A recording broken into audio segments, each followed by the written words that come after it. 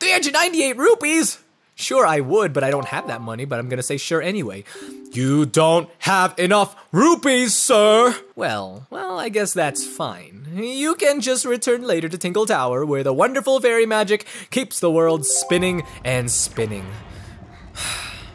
That's a little disappointing. I knew that I was on the right track, but unfortunately, I forgot that...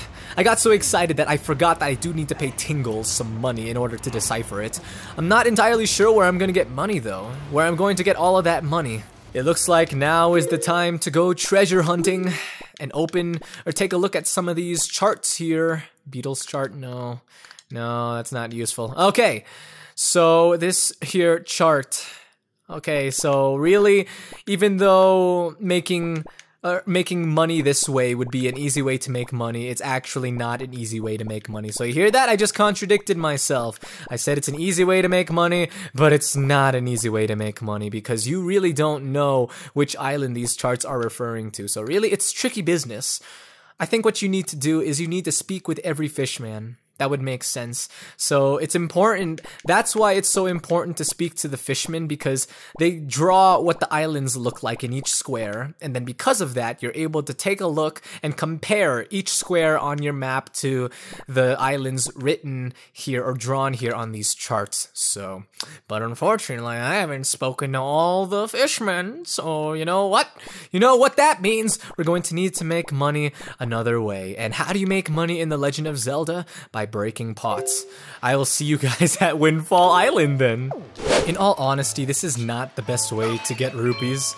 If you guys were thinking of different ways to get rupees, I can assure you that breaking pots at Windfall Island is not exactly the best way, but nonetheless, it is a way. You see? We got 5 rupees just from that little pot. And we're already at 300, so really, it's not so bad. But honestly, I am tempted to just cut all of this until I get to the proper amount of rupees. I think he said like 368, right? Or 369. I should have been paying closer attention to that, but that's alright. You guys will forgive me. Ooh, pots. Alright, I think I know how I'm going to do this now. So, this is gonna take a while, but I'll just quickly explain my plan here, my sneaky plan. You see how those pots over there gave me 5 rupees each almost, except for that first one that I broke. I'm just gonna be entering in and out of houses, letting the jars respawn, because that's kind of a funny way, a funny term to use when speaking about pots. But that's really the only way that I can think of right now to get rupees. I don't think that you can take on jobs or anything like that, right? But now that we're here at Windfall Island, after collecting all of the rupees that I need, I'm going to speak with Lenzo and give him that fairy that we got way back at the Forest Haven so that we can get that colored Pictobox, by the way. You know, because it would be nice going back to Tingle after having him decipher it for us. What better way to say thank you than to take a picture of him? And not take a picture of him and then give him the photo, but just take a picture of him and then store it in our camera forever and ever and ever. That's really creepy. I think that the quest for the rupees is driving me crazy, guys. Help me. Please help me right now. Mr. Elvis guy over there is dancing. He dances night and day. There is no stopping that guy. Wait a second, why am I still doing commentary? I told you guys that I was going to cut me getting the rupees and all of that, because that's not fun. That's boring. You guys want to see some action, some me fighting some choo-choo, right? Some moblins, some of those little guys with the spears that would poke you and for many people get very annoying quickly. I'm sure that that's the type of Let's Play that you guys want, right? Well, too bad, okay? I decided that I'm just going to keep all of this footage here because...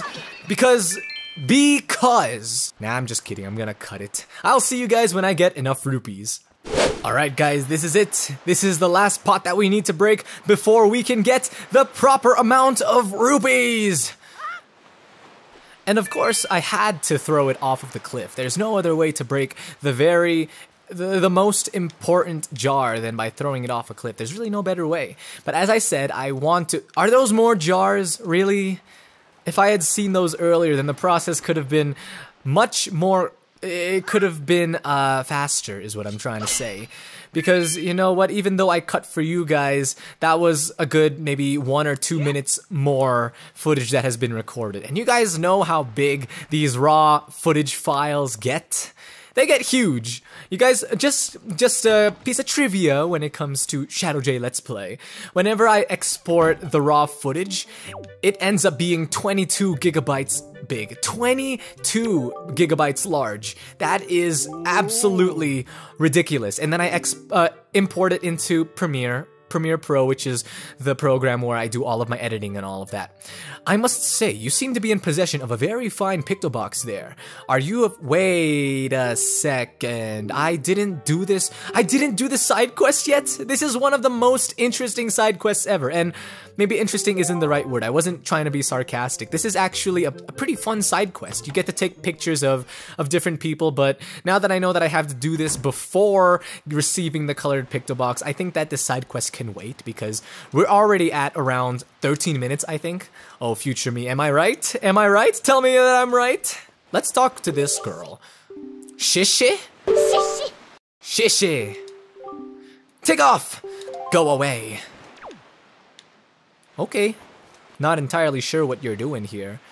I actually do have an idea of what she's doing, because she is a side quest. She's not part of a side quest, she is a side quest. If you guys were wondering what a side quest would look like if it took on a physical form, it would look like her, very much so.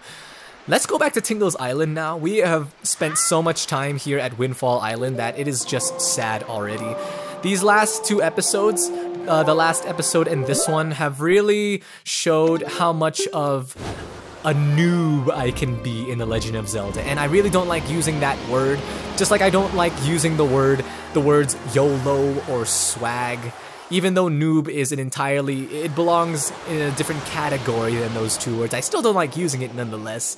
Sometimes when a word becomes popular and stuff, I don't like using it just because it's popular. Wait a second.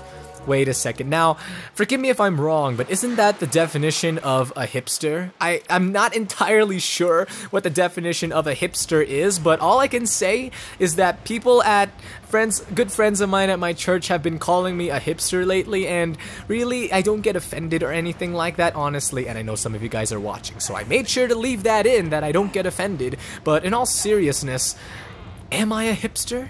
Is that really all I am? 2 Tingle bottles that somehow are here on Tingle's what's it called? On his tower. Would you get words right, ShdwjGaming? Caught them in the act at night? Oh, were they like on a date or something? That's intruding. That's not nice. If I were on a date, then I would not want people being so rude like that, taking pictures of me and my date like that. Well, this looks safe. Sure, I think that looks very safe, you know? That's the very definition of safety. If a picture can be a definition, that makes no sense. I'm not going to dub this guy because he's not saying anything new. NPCs kind of like have words implanted into their brains, you know, and they always repeat it, and no matter how many times you speak with them, they will always say the same thing. For those of you guys that didn't know that, I'm just kidding, by the way. I'm not trying to, what's it called? Oh, what? 398? Be right back. But before I be right back, what I was saying was that I don't think that you guys are stupid, by the way. As I said before, I realize that sometimes when I am sarcastic, it's like I sound serious. So I'm not trying to insult you guys before you guys start leaving some hate messages in the comments saying, ShdwjGaming, you're such a jerk, I'm never going to watch your videos again, and I haven't subscribed or anything, but if I did subscribe, then I would totally unsubscribe to you, you know? I really don't want those kind of comments, guys. You know, you guys are my audience, and you guys are awesome. No joke, alright? Seriously, no joke. Thank you guys for being awesome. Thank you all to my subscribers, by the way. I know that I already gave a shout out to you guys in, what's it called? In Super Mario 3D World. I know I did. I really did. But right now, as I speak, I am at 66 subscribers thanks to you. And I know that in the episode where I gave you guys a shout out, I was at 62. Now you guys might be saying, oh, 4 subscribers. What are you saying, guys? That's 4 people. I'm so honored that I get to entertain even 4 more people than I was when I released Super Mario 3D World, so thank you. But as I said, I'm going to cut so that you guys don't need to see me collecting rupees because that's kind of boring, so be right back. So here we are. We have 1 more rupee than he actually required from us, but I wanted to wait for you guys before pressing sure. So, sure! Decipher it for me, please. This guy, it's absolutely ridiculous how much he charges for all of this deciphering business. He really left me with just 1 rupee. He didn't give me a discount in the end. If you guys thought that he would give me a discount and all, yeah, no, he wouldn't.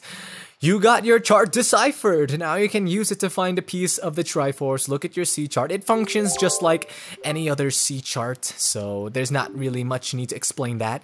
You must try very hard to find treasure. When you select and open this chart on the map screen, the place where the treasure will shine forth. And even though I just said that there was no need for me to explain it, you know what? I ended up explaining it. Or rather, Tingle went on to explain it, so you guys know what the proper thing to do is when someone does a favor for you like that, right? It's to say thank you. So everyone say thank you now. Say thanks, kids. Say thanks, teenagers, adults, everyone watching this and all. It's, yeah.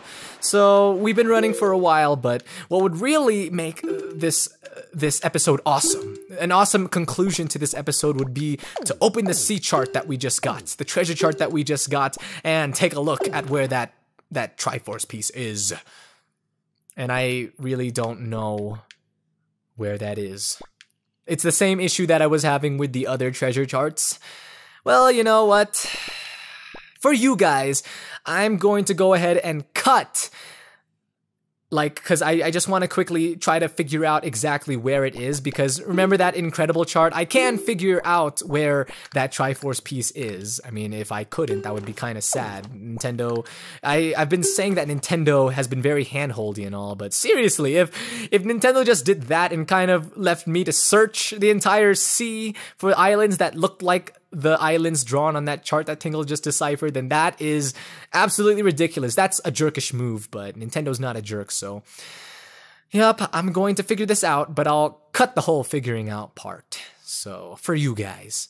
Alright guys, I've got some good news and I've got some bad news, so which one do you want first? Leave it in the comments below. Just kidding, you guys are too slow. The bad news is, well, I'll start with the good news. The good news is that I am like 90% sure that is the Triforce over there. The bad news is that there's still that 10% that might be wrong. But did you see the way that the light was shining? It was shining differently. Like, it was even more beautiful than the way that the other treasures hidden within the ocean depths shine. So this really could be it, guys. Wow, and it is! You got a Triforce shard! You need 7 more shards to form a complete piece of the Triforce. So 7 more pieces, not so bad. Not so bad at all. And look at that! You guys see that? Let me take out my telescope so that you guys can get a better view. You know, now that I think about it, I could just use Adobe Premiere and, like, zoom in on the ghost ship over there, but you know what? What fun is that? What fun is that? I do that all the time. When do I ever use my telescope like this? And besides, Errol gave it to me, so she gave it to me so that I may use it, and I haven't used it much, so now I don't think that you guys can hear that. No, you can hear it. It's not that soft, but it's playing this eerie music right now. It's kind of calling me to take a look at the ghost ship. So we're going to do that, but we're going to have to do it in the next episode. So I would like to thank you guys for tuning in. I really appreciate that you guys took the time to watch this video, and I would like to quickly go ahead and apologize that these last 2 episodes have been kind of not that great gameplay wise anyway, but I thank you guys for sticking around anyway. If you would like to see more from me, please go ahead and feel free to hit that red subscribe button. It would really help in growing my channel, and you know what would really help in growing my channel is also leaving a like. you know. You guys, it's just a like, but it really does help me out a lot. So thank you guys for the subscriptions and for the likes. I will see you guys in the next episode. So until then, take care.